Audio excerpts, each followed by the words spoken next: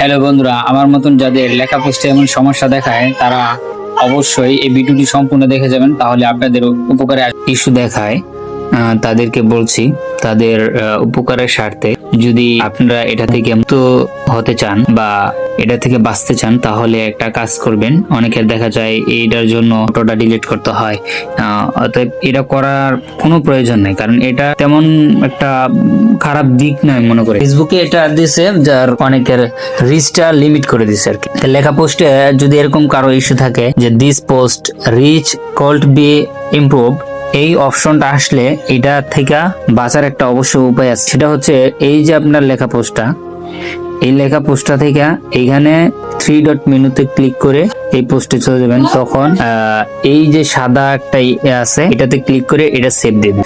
Save দেওয়ার পরে এটা যখন সেভ হইব তখন এই লেখার অপশনটা আপনারা দেখতে পাচ্ছেন এই যে এরকম হইব। এরকম হইলে পরে আবার 3 ডট মেনুতে যাবেন, তারপরে পোস্টে এডিট পোস্টে যাওয়ার পরে এই যে ফটো এন্ড ভিডিও দেখেন এই যে অপশনটা আছে, এটা থেকে একটা ফটো বা একটা ভিডিও এড করে দিলেই কিন্তু এটা আপনার ইস্যুটা চলে যাবে। ঠিক আছে, আপনারা দেখেন এই যে একটা ফটো আমি দিয়ে দিলাম, এটা দিয়ে এখানে আবার সেভ দিয়ে দিলাম। আমি যদি এখন ফেসবুক থেকে বের হইয়া পুনরায় আসি তাহলে কিন্তু আমার এই ইস্যুটা থাকবে না। ঠিক আছে, এই যে আমি বের হয়ে আসছি, এই ধরনের ফেসবুকে চলে আসলাম। এখন আমি প্রোফাইলে যাওয়ার পরে যেই পোস্টার এটা চেঞ্জ করছি ওইটা আপনাদেরকে দেখাচ্ছি।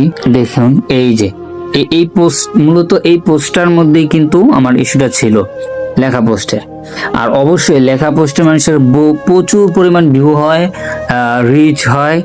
রিচটা আসলে রিচ আর ভিউ ধরে রাখার জন্য একটাই উপায়, এডিট পোস্টে যাইয়া এখানে যাইয়া মানে একটা ফটো অ্যাড করে দিলে কিন্তু এটা কমপ্লিট হয়ে যাচ্ছে। এই যে এখন আবার এটা রিচ করবে, ভিউ বাড়বে, সবকিছু সব ঠিকঠাক থাকবে।